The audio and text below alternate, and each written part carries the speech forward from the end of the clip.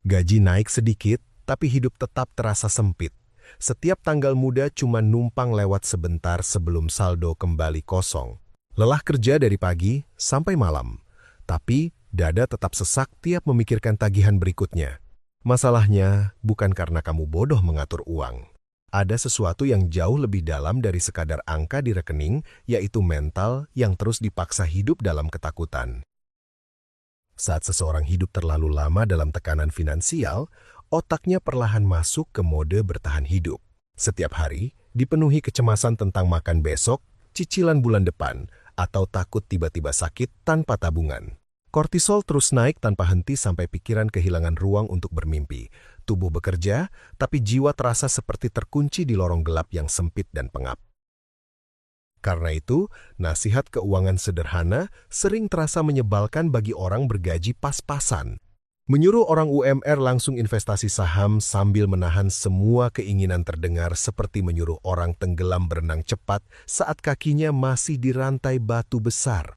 Luka utamanya bukan di kalkulator, tapi dirasa tidak aman yang diam-diam menggerogoti isi kepala setiap malam.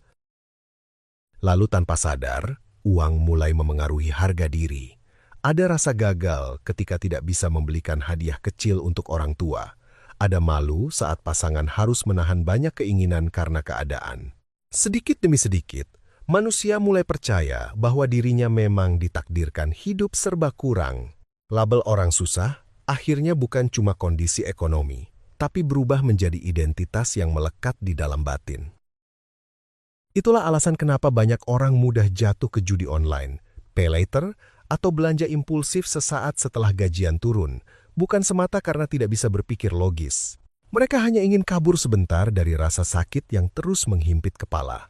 Dopamin instan terasa seperti obat bius singkat bagi hati yang sudah terlalu lama lelah dihajar realita hidup yang keras dan berulang. Jadi rencana 10 tahun ini bukan sekadar tentang menabung receh sampai kaya. Ini adalah perjalanan membangun ulang cara berpikir, menghancurkan ego rapuh, lalu menyusun kembali hubungan kita dengan uang dan diri sendiri. Tidak ada sulap semalam.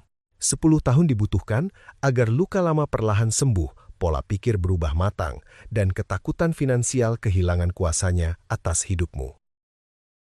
Tarik napas perlahan. Perjalanan ini tidak nyaman karena kita tidak sedang membahas cara cepat jadi kaya. Kita akan turun ke ruang paling sunyi di dalam kepala, tempat trauma keluarga, rasa malu, dan ketakutan masa kecil selama ini bersembunyi. Sebab kebebasan finansial sejati tidak dimulai dari portofolio investasi, tapi dari keberanian menghadapi monster batin yang selama ini diam-diam mengendalikan hidupmu. Banyak orang tidak sadar kalau hubungan mereka dengan uang sebenarnya dibentuk sejak masih kecil. Ada yang tumbuh sambil mendengar orang tua bertengkar soal tagihan hampir setiap malam. Ada juga yang terus dijejali kalimat seperti, "Kita ini orang susah, jangan mimpi terlalu tinggi." Kata-kata itu tidak hilang begitu saja. Ia mengendap dalam alam bawah sadar, lalu tumbuh menjadi keyakinan diam-diam bahwa sukses hanyalah milik orang lain. Saat hidup terlalu lama dalam kekurangan, otak mulai terjebak dalam mentalitas kelangkaan, fokusnya selalu tertuju pada apa yang tidak dimiliki. Energi habis mengejar potongan diskon kecil, tapi lupa membangun kapasitas diri yang bisa mengubah masa depan. Pikiran menjadi sempit karena setiap keputusan diambil dari rasa takut kehilangan, bukan dari keberanian untuk berkembang. Akibatnya, hidup terus berputar di lingkaran yang sama. Lalu datang tekanan paling sunyi, menjadi sandwich generation. Ingin menabung terasa egois. Ingin memikirkan masa depan sendiri terasa seperti dosa. Ada rasa bersalah setiap kali berkata tidak pada keluarga, seolah kebahagiaan pribadi harus dikorbankan demi menjadi penyelamat semua orang. Padahal jika terus memaksa diri sampai habis, yang tersisa hanya tubuh lelah dan hati penuh kemarahan tersembunyi. Karena luka emosional itu, banyak orang melakukan balas dendam finansial setelah gajian turun. Keranjang belanja online mendadak penuh. Nongkrong mahal terasa wajib. Semua dilakukan demi satu hal sederhana, ingin merasa berharga setelah sebulan penuh ditekan pekerjaan dan keadaan. Mereka sebenarnya bukan membeli barang.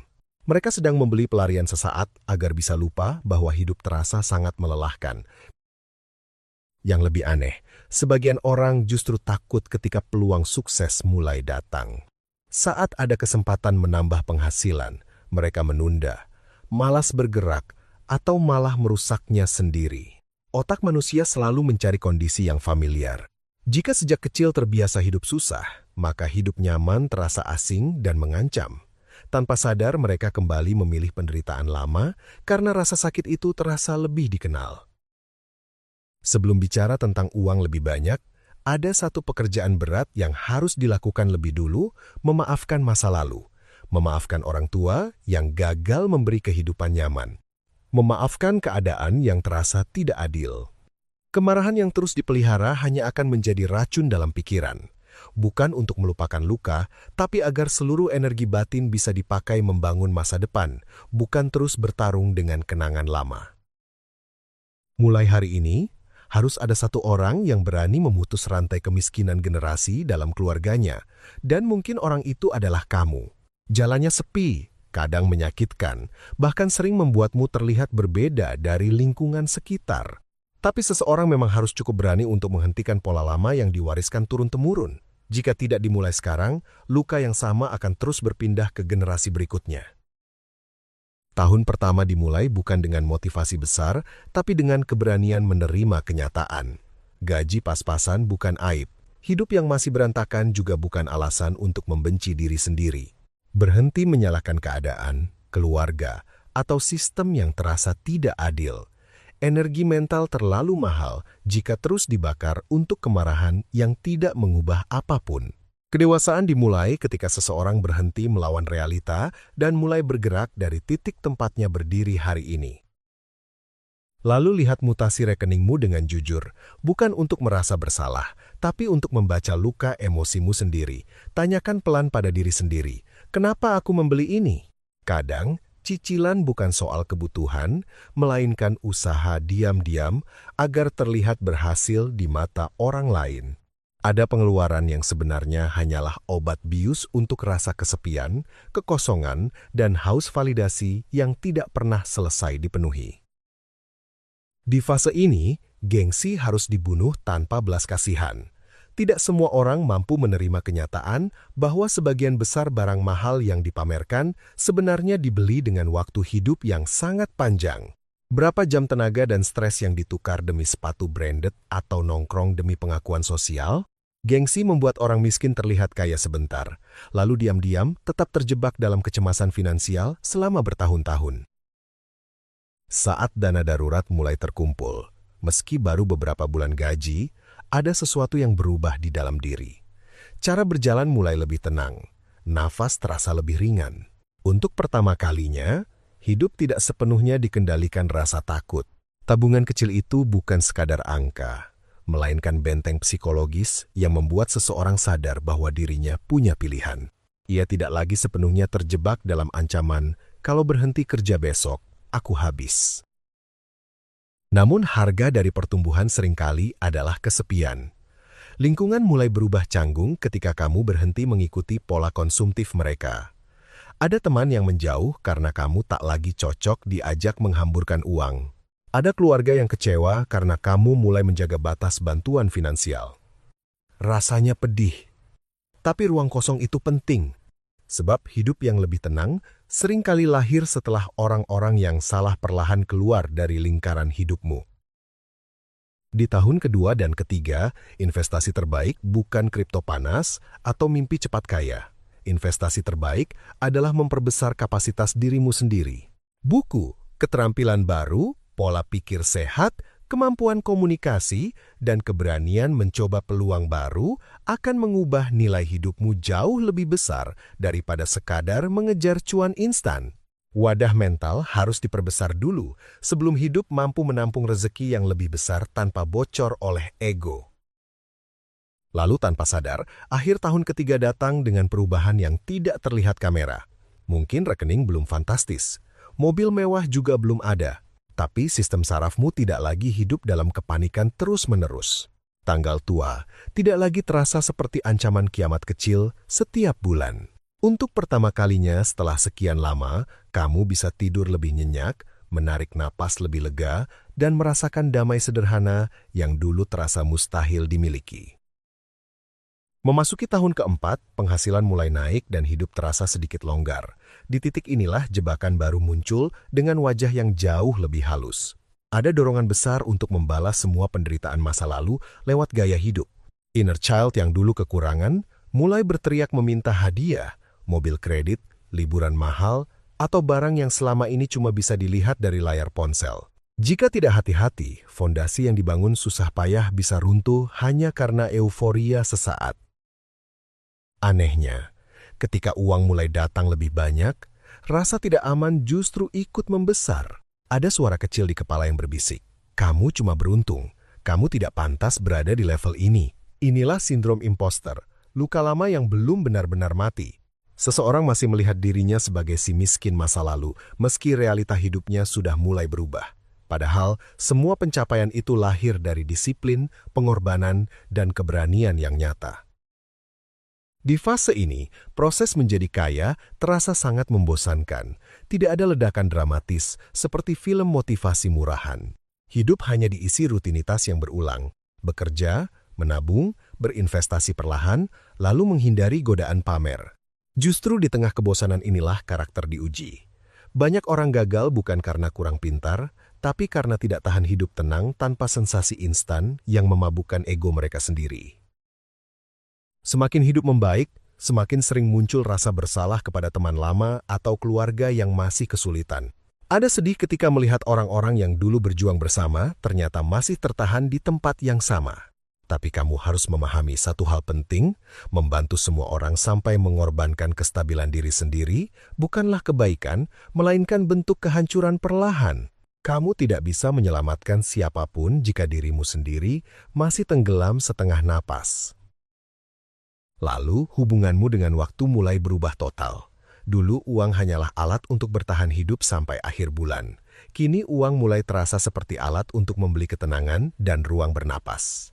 Kamu mulai sadar bahwa kesehatan mental jauh lebih mahal daripada lembur tanpa henti.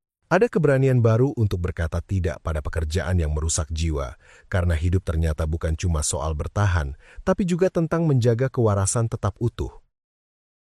Saat investasi mulai tumbuh, emosi kembali diuji dengan cara berbeda. Portofolio kadang naik tinggi, lalu tiba-tiba merah dalam semalam ketika krisis datang. Banyak orang panik karena terlalu melekatkan harga dirinya pada angka di layar.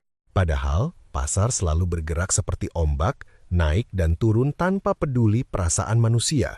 Kedewasaan finansial lahir ketika seseorang tetap tenang meski grafik sedang berdarah karena ia tahu nilai dirinya tidak ikut jatuh bersama pasar. Di akhir fase ini, perubahan terbesar justru tidak terlihat dari luar. Ada ketenangan baru yang terpancar dari cara bicara, cara mengambil keputusan, dan cara menghadapi masalah hidup. Ketakutan purba tentang kelaparan perlahan menghilang dari dalam dada.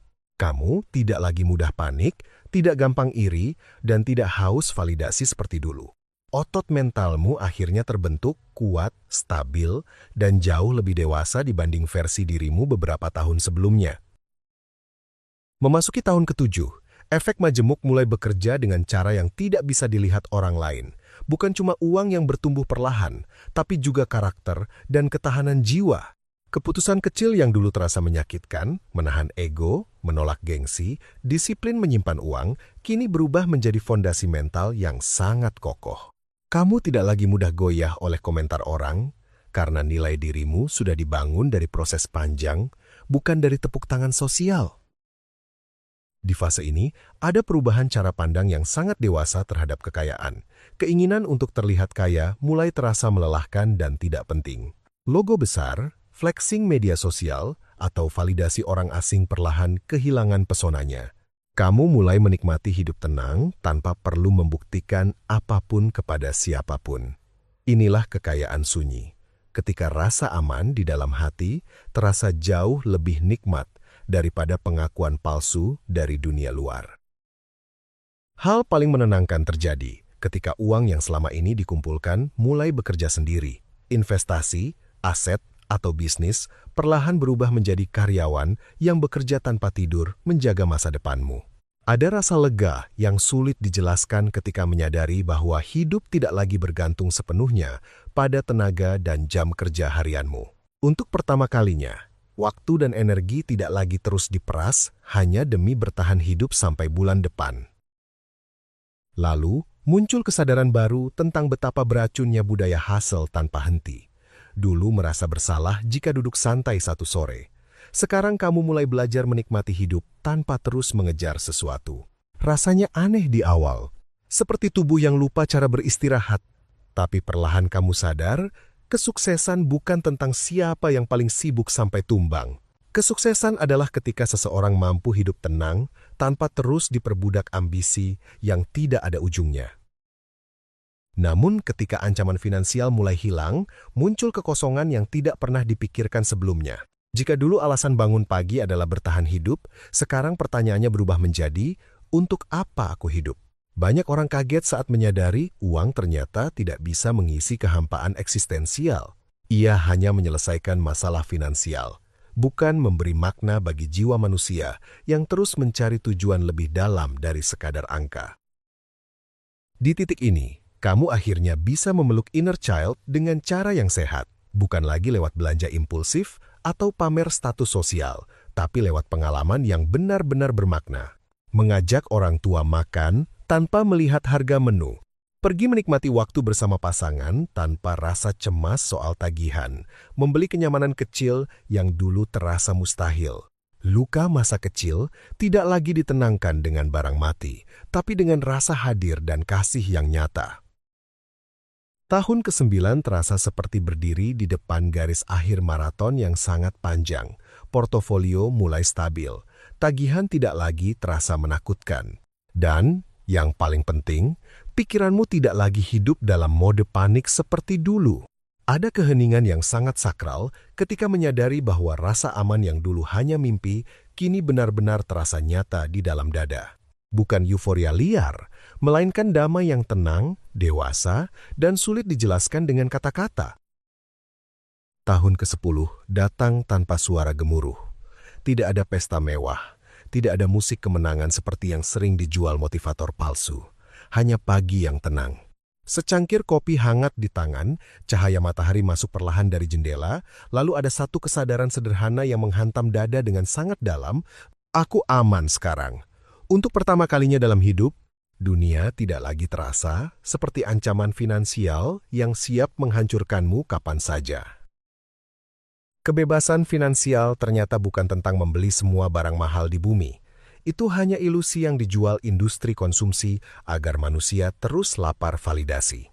Kebebasan sejati adalah kemampuan untuk berkata tidak tanpa rasa takut, tidak pada bos toksik, tidak pada hubungan yang melelahkan jiwa, tidak pada pekerjaan yang merusak kesehatan mental.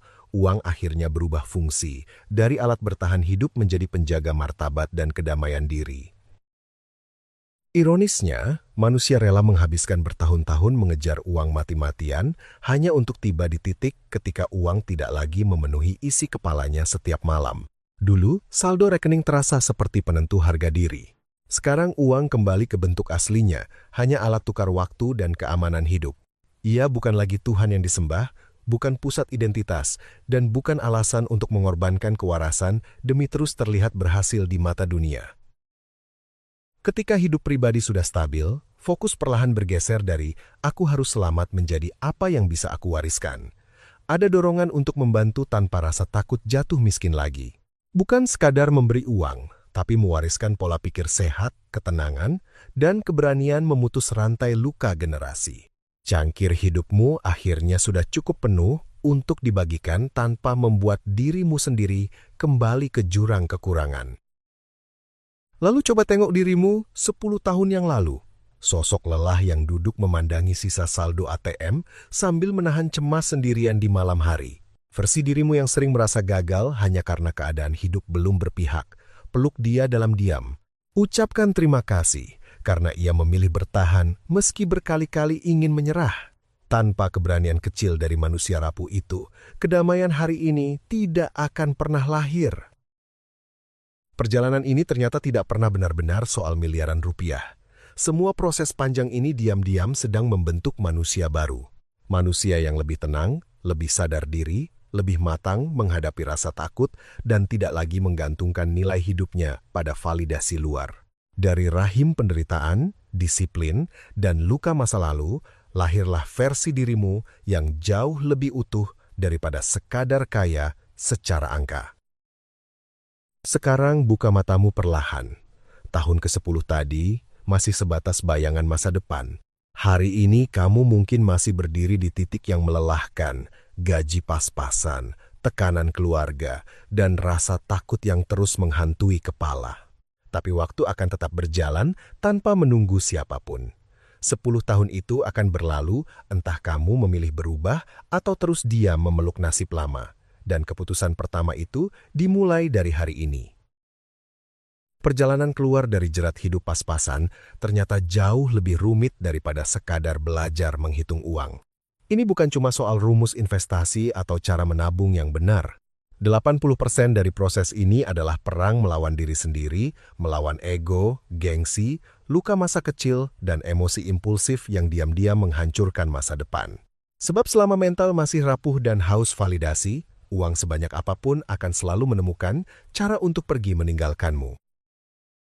Untuk kamu yang hari ini masih menahan sesak setiap melihat slip gaji, masih terjebak utang, atau diam-diam menangis memikirkan masa depan keluarga, rasa sakitmu itu nyata. Kamu tidak lemah karena merasa lelah. Hidup memang bisa terasa sangat berat ketika setiap hari hanya diisi perjuangan bertahan. Tapi, jangan biarkan luka itu berubah menjadi penjara. Jadikan rasa sakit itu bahan bakar untuk membangun hidup yang lebih tenang, lebih dewasa, dan lebih merdeka. Sekarang, coba tanyakan perlahan pada dirimu sendiri. Apakah kamu benar-benar siap membunuh ego yang selama ini membuatmu terlihat kuat di luar tapi kosong di dalam? Apakah kamu sanggup menjalani proses sunyi yang membosankan, menahan gengsi, mengendalikan impuls, dan bertahan tanpa validasi, demi bisa bertemu dengan versi dirimu yang jauh lebih damai 10 tahun dari sekarang? Karena kebebasan sejati selalu menuntut harga yang tidak murah. Tarik napas dalam-dalam, pejamkan mata sejenak, rasakan semua tekanan keluarga, rasa takut miskin, kecemasan tentang masa depan, perlahan terangkat dari pundakmu. Tidak perlu terburu-buru menjawab semua masalah hidup malam ini. Biarkan dirimu duduk tenang beberapa detik tanpa perang di dalam kepala. Kadang manusia tidak membutuhkan solusi cepat. Mereka hanya butuh ruang hening agar hatinya bisa bernapas kembali. Ingat, satu hal ini baik-baik. Angka di rekeningmu hari ini hanyalah kondisi sementara, sama seperti hujan yang datang lalu pergi. Ia tidak memiliki hak untuk menentukan nilai dirimu sebagai manusia. Kamu tetap berharga meski hidup belum sempurna. Kamu tetap pantas dicintai meski keadaan masih sulit. Dan yang paling penting, kamu berhak memiliki hidup yang tenang tanpa terus dihantui rasa takut tentang uang setiap hari. Terima kasih, karena sudah berani menyelami percakapan yang tidak nyaman ini sampai akhir. Di tengah dunia yang sibuk mengejar pencitraan dan hiburan kosong, memilih duduk diam untuk jujur pada luka diri sendiri adalah bentuk kedewasaan yang sangat langka. Semoga perjalanan panjang ini bukan hanya membuatmu lebih kuat secara finansial, tapi juga lebih lembut pada dirimu sendiri dan lebih sadar tentang apa arti hidup yang sebenarnya. Sekali lagi, terima kasih banyak. Jika video ini mewakili apa yang sedang kalian rasakan di dalam hati, mari kita bertumbuh bersama.